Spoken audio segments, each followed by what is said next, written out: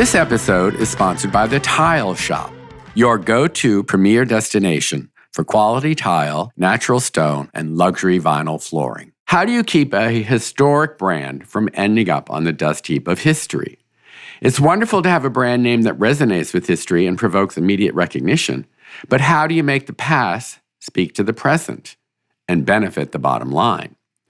How do you use the prestige and creativity of the past in ways that remain relevant to a new generation that barely remembers an era before smartphones, never mind the French Belle Époque or England's Industrial Revolution? As we all know, many once storied home brands are either defunct or are mere shadows of their former selves. I'm happy to have with me today representatives of two famed firms that have managed to remain vital and influential and are even expanding into new arenas. During the second half of the 19th century, William Morris was a well-known British artist, writer, architectural conservationist, printer, textile designer, and social activist who was closely associated with the arts and crafts movement and its pre-Raphaelite painters. It is hard to overemphasize his importance, though today he is probably best known for his hundreds of intricate designs for wallpapers and fabrics based on natural motifs. He created these for his own firm, Morris & Company, and many of his patterns remain bestsellers to this day. The fabled firm is now owned by the Sanderson Design Group. To talk about how she's moving the brand forward, we have with us Jessica Clayworth, the lead designer of Morris & Company. Welcome, Jessica. Hi, Michael. Thank you so much for having me. The French textile firm Braquenié dates back to 1823, and it has a long and distinguished history in producing cottons, silks, and handmade rugs that extends from the opulence of France's Second Empire through the fashion for toiles de jouy, the rage for Japonism, and the ubiquitous undulating curves of Art Nouveau and the geometric razzmatazz of Art Deco. The firm, with its astounding archives, was acquired in 1991 by Pierre Frey, itself a storied house that was founded in 1935. Today, the firm is run by Patrick Frey, son of founder Pierre, who oversees its design and production of fabrics, wallpapers, and now furniture with his three sons, Pierre, Vincent, and Mathieu. I'm pleased to have Patrick here to discuss his innovative ideas for Braquenié as the brand celebrates its bicentennial. Hello, Patrick. Hello. Jessica, I want to start with you. William Morris was an amazing person, and anyone who doesn't know much about him, thinks he only was a designer, needs to look him up, at least on Wikipedia, because he was a hugely influential person during that moment in the Industrial Revolution when Britain was undergoing so many changes. So Jessica, first tell me how you ended up in this position, and did you feel when you started like this was a huge weight on your shoulders you have to maintain the authority and the prominence of William Morris? How did that feel for you? So from graduation, I always said I wanted to work for Sanderson or Morris & Co. It was always a heritage brand. That led me to, I worked in India for 3 years, and after working on Morris & Co. out there for a while, I really started to resonate with the style. And I've been in the company now for 4.5 years, previously working on Sanderson, and in the recent year, taken on the Morris & Co. brand. And yes, to answer your question, it was a huge weight at first. The amount of Morris fans are insane. There's so many lovers out there. And they'll be quick to correct you on any facts that you get wrong. You've got parameters there, right? Yeah. And obviously, I'm a designer. I'm not a historian, but I do tap into obviously parts of that history to be able to do my job.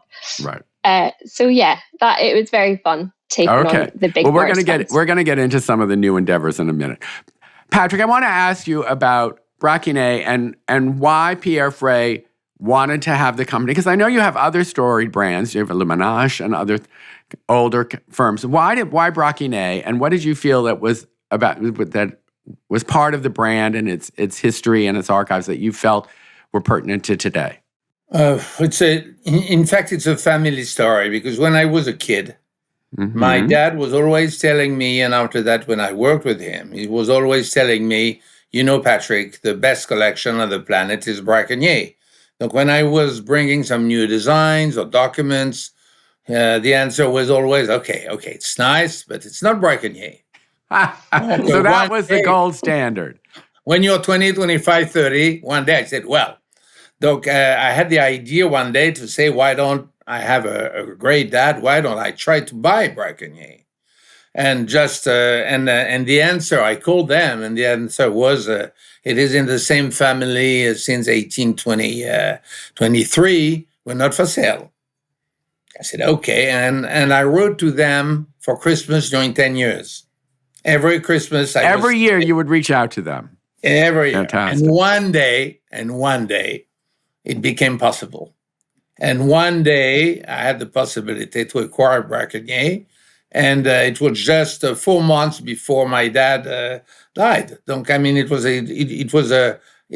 really a great story.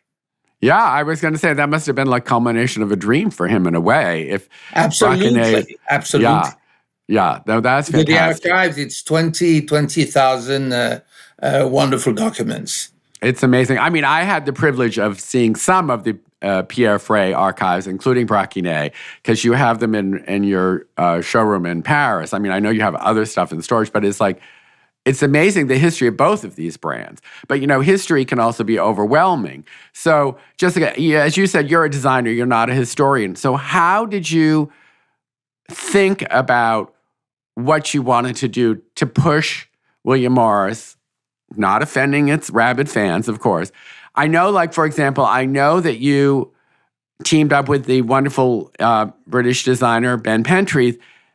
And how did that come about? So yeah, the Ben Pentreath collaboration was it was a no-brainer. We were approached by Ben, and so he approached you. Yes. He's a fan, obviously. He's a massive fan. He uses Morris all the time in his interiors. And one thing he said to me, which really resonated, is when he's creating an interior, he loves to use Morris because it looks like something that's been treasured. And he likes to focus his interior around those treasured pieces that look like they've been there for a while. And he was like, you can use Morris in that way, also use it in more modern ways, obviously with our new colorations. And that was really lovely to hear that being his focus. So his design aesthetics, it was really true to the Morris brand, how he designs, how he thinks. So it was it just made sense for us, and making these partnerships a long-standing, because we've done a second collection with Ben. So it just keeps building upon that. Because the first one was a success. Right? Yes, a huge success. So did he select the patterns he wanted to do? Did you consult together? And how many patterns did he recolor? I think he did, gosh, you're testing my memory now. Probably about 8 to 10 patterns. But yeah, he selected his favorites. But he came into our archive and sort of dusted the cobwebs off of a couple that we hadn't seen or recolored in a while. So ones like Seaweed, for example, and Severn. These were all they really spoke to him and were ones that he wanted to champion himself. Great. Now, Patrick, in terms of Braquenié, it's such an old school brand, but I mean, a lot of this stuff translates today. And I think we have seen, certainly in the last 15 years, there's been, among younger designers, there's been a resurgence of interest in, decorative patterns and the kind of things that Braquenié is so famous for. But how did you go about deciding how you were going to work with it with Pierre Frey? Did you go through and see what they were producing at the moment and say, we want to edit this out, we want to add this in? How did it go? How did it work? Just because it's fun. Before we talk about that, when I was young, a few years ago, I worked for Sanderson, and I was in charge but I was 20 years old.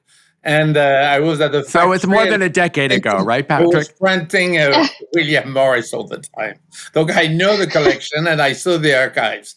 Quite a long time ago, but it's fun. It's beautiful, by the way. It's divine. Yeah. Alors, to go back to Braquenié, I think if I can say that in a few minutes, why is it unique? Because that's the question. It's because, in fact, Braquenié was created by a German man called Oberkampf. Mr. Oberkampf was in Germany, And when the queen came, the young queen, Marie Antoinette, came to Versailles because she married the young King Louis XVI, he very quickly understood that he had to move, and he moved his factory from east of France to a little village called Jouy. And Jouy was between Paris and Versailles. And like that, it was very easy for the young queen, she was 20, to just come to Jouy and choose what she wanted because she loved toiles. Because in Austria, their way of living was much more simple than Versailles. Mm-hmm. Donc she loved all these cotton toiles and linen toiles, and she wanted to use them. Donc that's why this very bright printer very quickly, he asked the best designers and creators and to work for him and design what we call Indian in France, Indian toiles and toiles. Donc the collection became very unique because the collection was mainly printed for the queen, for the young queen. And that's why it was always different from what we could call the classic or even English toiles, because they were very, very delicate and very selective. Donc now we had the chance to buy, as we said, this collection. And I think it's classic, but it's not classic depending the way you use it, as you said. And I think if you use, Braquenié has always been used in the red and blues with the charming classic colors. But if you today, you blow the design up a little bit, or if you change the ground, or if you change the colors, and if you look turquoise and greens and browns and blues, Certainly, the designs become very modern, depending with what you're using it. And I think it's not at all, but I think it is exactly the same for William Morris. It's depending how the designers are using it. Our business as fabric editors is to give them the tools to help them to do what they want to do in different homes all over the world. And naturally it was classic, but a beautiful design can be used everywhere. I really believe in that. Right. Well, it's so interesting that both of you have mentioned the colors, like changing the colors will make them, a classic pattern more modern. So, and that, I guess, is proof that, there are fashions in colors as well. I mean, we've done episodes on the podcast about color trends and how color becomes color of the year and all that kind of stuff. So do you find that Jessica, do you find that designers are coming to you and saying, oh, I wish this were like in rosier tones, or I wish this was in a brownish color? Or is it just something that you have to be ahead of the demands for color changes? We like to think we're ahead, but obviously you've always got that feedback, which is great. And Morris is a hit in so many different territories. So we obviously have, the American market is huge for us. So we have that feedback of the colorations that work for you guys. So there's fresh blues on whites, chocolates coming back for the US apparently. And so yeah, we do take snippets, but we are quite forward thinking in what we do. So our Simply collection, for example, that was completely different and something that Morris had never done before. That's taken the colours completely fresher on white grounds and appealing to that Scandinavian and American market more so than the UK. They're crisper. Yeah, exactly. Crisper and fresher, like the fresh maximalism. That's what we're calling it. Right. And Patrick, does Pierre Frey have designers who work just on Braquenié, or do your designers, say it is, or they work across brands? No, absolutely not. We are, I like to say, like in a big kitchen, you have a chef, and the chef can do fish, meat, or cakes. And I think Braquenié, it would be dangerous to have a team dedicated to Braquenié. And I love to have around me the people who can do, an abstract design or a kit design and Braquenié. Because I think it's a way of life. It's a way of understanding what's around us today. And naturally, as you say, the world is not what it was 200 years ago or 100 years ago. But just the colors change because we changed. And because the nature perhaps is more important than before, the homes are totally different, and people love today. I think a very important point, we have nothing to do with fashion. Because in fashion, it's what we call fashion. It's a season, it's 2 seasons, it's 3 seasons. In our jobs, it's what I call tendencies. It's in the long term. When you redesign your bedroom or your living room, you know you're going to live with it for a few years, minimum a few years. Donc you have to find the colors that people will be reacting positively to this new way of life. And everything is changing. And I think we try to be ahead of that and try to give them a new way of using a classic design with a very, very modern piece of furniture or carpet.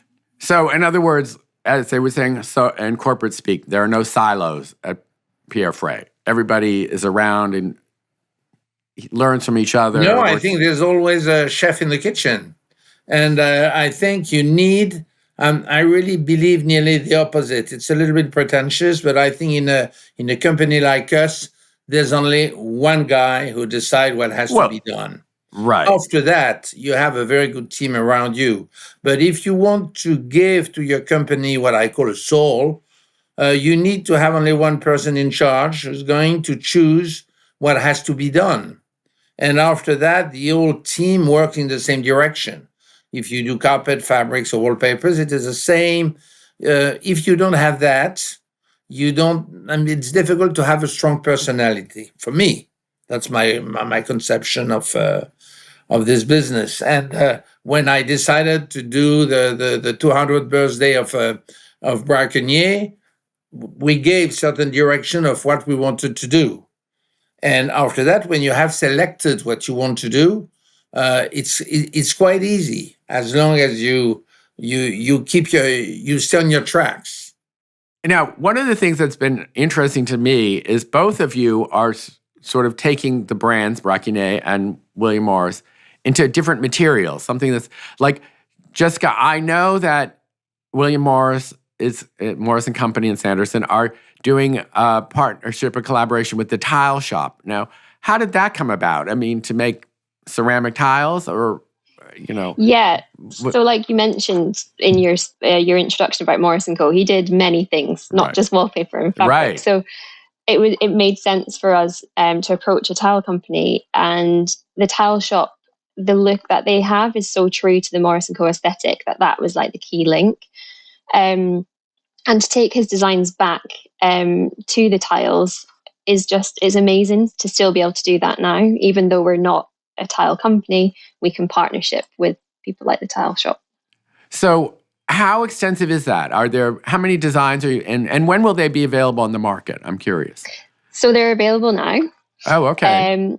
There's the 2 designs. So there's the ceiling design, which is one of 5 ceiling wallpapers that Morris & Co created.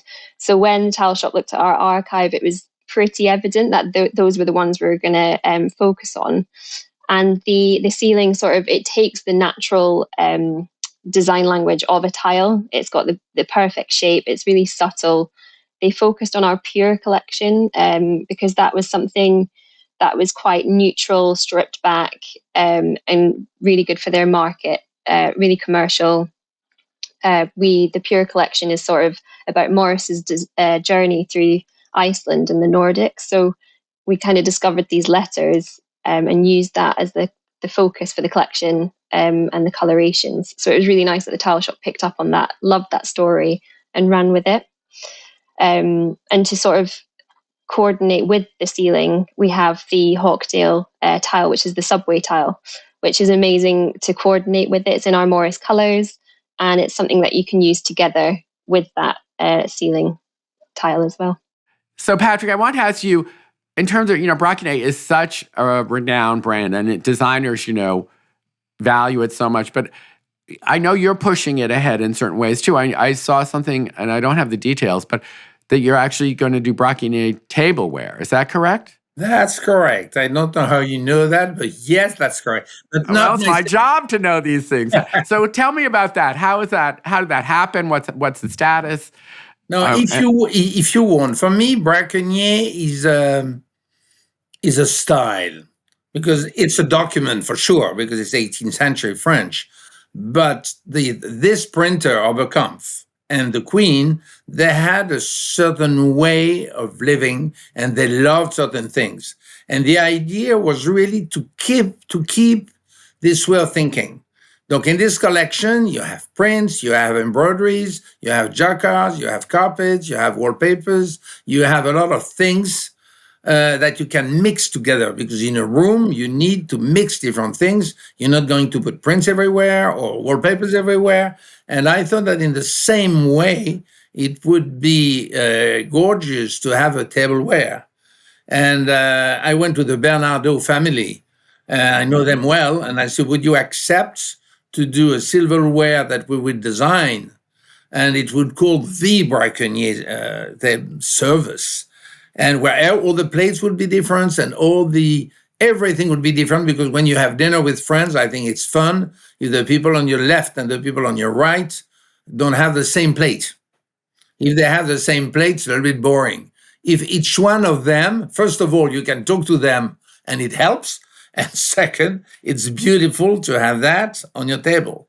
Donc, Bernardo accepted and they're just launching it now. But everything, and each year, we will have some new designs adding to the same service to do like a big patchwork. It's interesting that it's Bernardo. I mean, they have amazing quality, but they're a company that's known for collaborating with contemporary artists, like usually Absolutely. 2 or 3 artists. So I think it's so interesting that they were open to working with, an 18th century brand. Was there resistance with that, or was they just like, oh my God, this is a great idea? They were surprised, we would say, at the beginning. Okay. And they said, why not? And it's fun because you see, it's exactly what you want us to say. It gave to this Braquenié collection a modern touch. Suddenly it becomes easier. Suddenly you can match your curtains, and if you want, your curtains or your cushions or your sofa with your tableware. And I think it's great, even if it's not coordinated, because it would be too easy. The way that they fit together, and that the same colors are used, and they found the same flower here and the same leaves over there, or the same borders. It gives to the room more character. So it's interesting to me. I mean, both of you, your brands are sort of are able at the moment to take advantage of there's huge interest. I mean, I think that, there's a growing interest, certainly in the United States, Jessica, with British arts and crafts and their designers and that kind of look and country houses. And just as Patrick, in terms of Braquenié, there's also been a huge resurgence in the U.S. of more decorative, embellished wallpapers, more prints used together. But, that wasn't always the case 20 years ago or 25 years ago. It was a different style. So is it something that you think about? Obviously you want to capitalize on this moment. Is it something that you think about, well, maybe 10 years from now, there's not going to be quite as much prominence to this arts and crafts, lodge kind of style that is so prevalent? Is that something that worries you, or how do you adjust? Braquenié, I don't own it. I own it financially, but I don't own it on the long term. I'm a transmitter. The Braquenié collection will be, I hope, with us in 50 years and in 100 years. And it was already a fabric company 100 years ago. Donc my job is really to try to give an evolution to Braquenié and to show that in the 18th century, 19th century, 20th century, and now 21st century, you can use it in our way of life. And that it will be, even for a woman of 30 years old or a young couple, it will be up to date and not passé or démodé or old-fashioned. That it's still trendy, depending the way you use it. Right. And also, let's face it, bicentennials don't come along all that often. So if you didn't celebrate it now, it would be a huge missed opportunity. Jessica, how about you in terms of what you think about for William Morris? Because, the danger of having such esteemed brands is that you can push things too far and you can dilute, I know there's I mean, I have used like William Morris wrapping paper for gifts. I mean, I love it. But, are you going to do paper cocktail napkins? I don't know. How do you think about how far to Sanderson? Is that part of the culture where they think about how far you can go without cheapening a brand? Yeah, no, definitely. It's always in our mind, and hence why the people we choose to work with they sing off the same hymn sheet kind of thing. And Patrick summed it up quite nicely, was saying that it's how you use it. So I know Morris is very decorative, highly decorative, but there's a lot that you can do with the techniques, the embroideries, the wovens, the colorations that can all really like strip it back. And as long as you have that offering, you have that archival offering that's for those classic lovers, but you also have that modern contemporary offering as well, which is going to cover the broad scale of the market. Right. Now, I'm not going to ask you to give away any corporate secrets, but are there other endeavors that you see down the line that you're going to take Morris a little further? How do you think about that? Yeah, there definitely is. I can give you a little insight, a little sneak peek into. Please do. We're launching an outdoor collection, so the first outdoor collection. Fantastic. For Morris & Co. So that's again, I know there's a lot of outdoor fabrics out there, but it's quite new for us. And Morris is inspired by the outdoors, so why not take it back outside?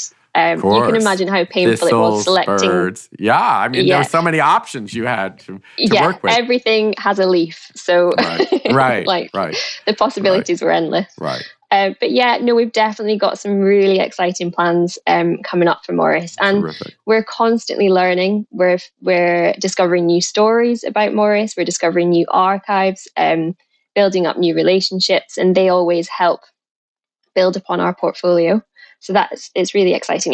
Even after all this time, we're still learning. Right. And do you think you would ever bring in another outside designer a la Ben Pentreath to like take a look at the collection and reinterpret it?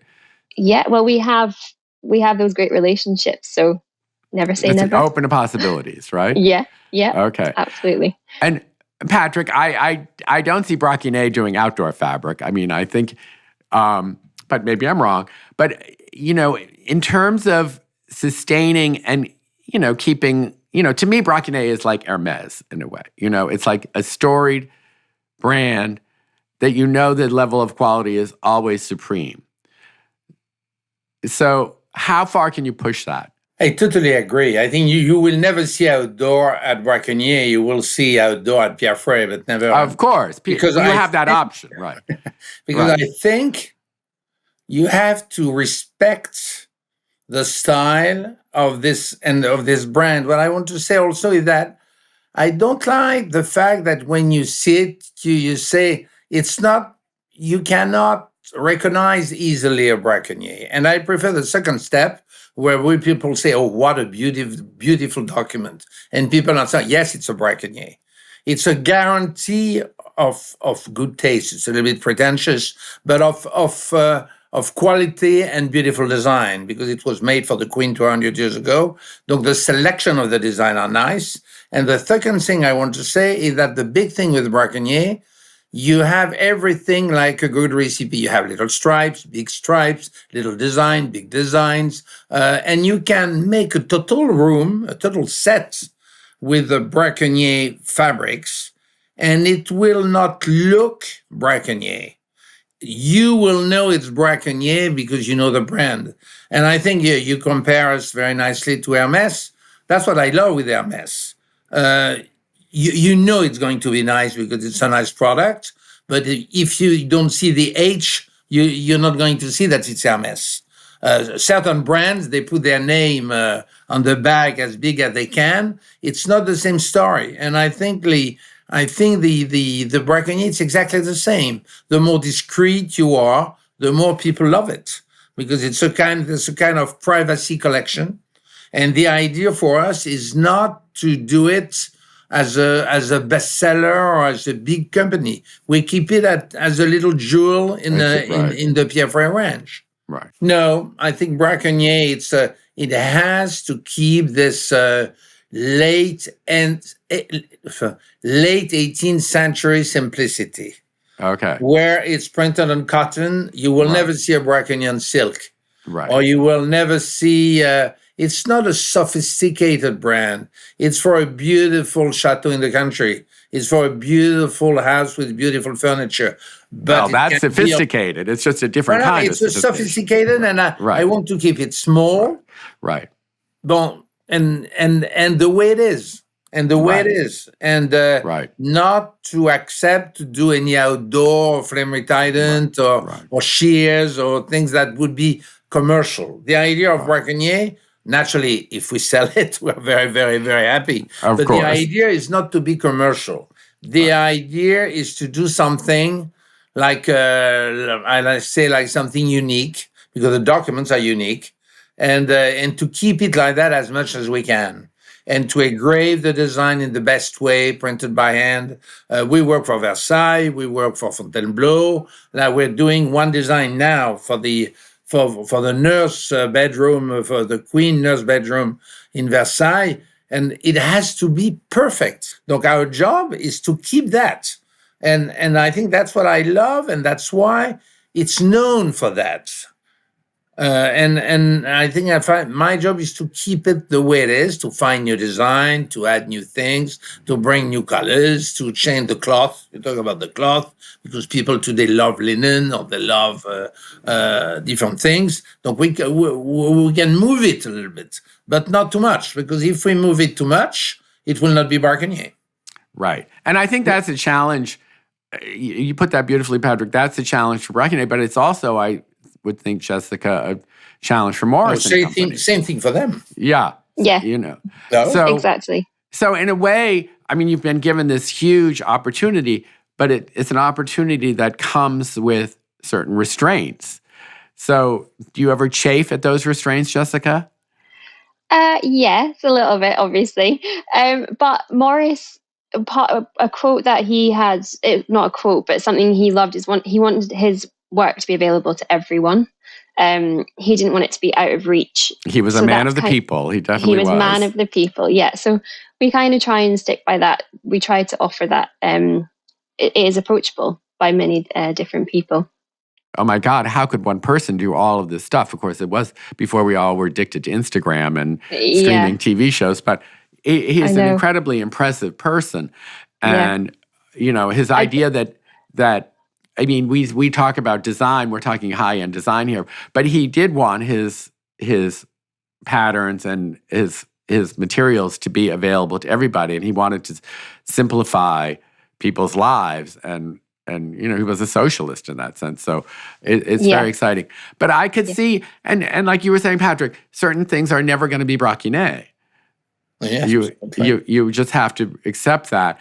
But and my last question, I just want to ask each of you, why do you think, and well, Patrick, why don't we start with you? Why do you think the brand, because as I mentioned earlier, there are so many brands that don't last, and there can be any number of reasons for that, bad business management, or the style is just so specific that it doesn't resonate with contemporary. But why do you feel that Braquenié has managed to last this long? I mean, obviously it has a great story. Everybody loves Marie Antoinette. There's a series about her now, and it's running in the U.S. on PBS. It was a BBC production. People are constantly, but people don't automatically think Braquenié, Marie Antoinette. So what is it about the brand that you think has allowed it to sustain itself, and you think will move it forward?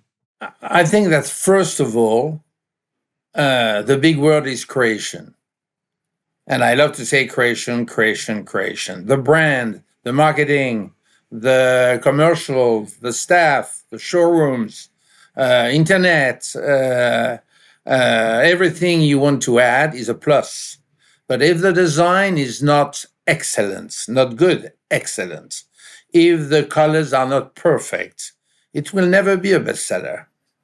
I think that if we believe in creation, our jobs in all our companies is to try to do the best of what we can do, because even if people don't understand exactly why, they feel it's different, and they will see the product and the color and the design.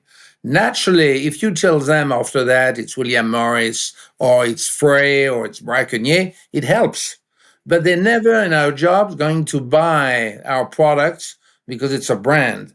They're going to buy because the products, because they will love the product and they will dream about the product. And one day, even if it's too expensive, they will come back. And they said, I wait for 2 years, but I convince my husband or my wife, and now I have the money and I want 15 yards of this one because that's the one I'm dreaming of. As long as it is like that, I think we can go on.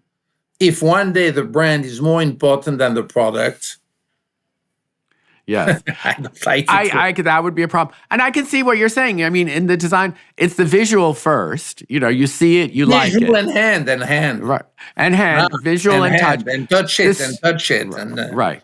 And the story is sort of the backup to that. Absolutely. Because you can convince people that behind the design, there's a complete story. You call it marketing or you call it history or whatever you want. But the product first has to be, but like a jewelry, like a beautiful furniture. Jessica, I'm sure you would agree with what Patrick was just saying. So, I guess the question is, by pushing the brand ahead, like, have you ever had designers come in and they've seen, Ben Pendreath, for example, or the tile shop? This is an opportunity to market something. But I'm sure that people have come in and say, oh, I didn't know Morris also did this, or I didn't know this pattern as well. So it all helps to keep to keep things relevant, which is what I think people are looking for, relevant, but they also want the authenticity. They want to know. Exactly. Right. Yeah, I think the story with Morris is probably more important, I'd say, because people want that link to the story, the craftsmanship, the authenticity, like you said. They sort of strive off having that element in their homes. Right.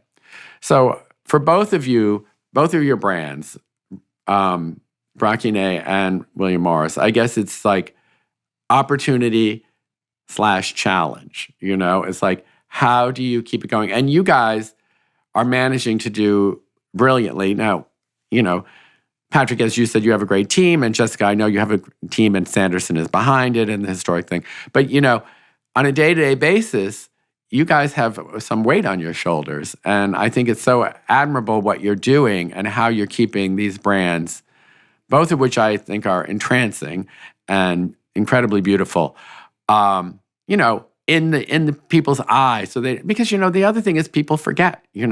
How do you remind them that, oh, I hadn't thought about William Morris in a while, or oh, Braquenié, I forgot about these beautiful prints that Marie Antoinette loved.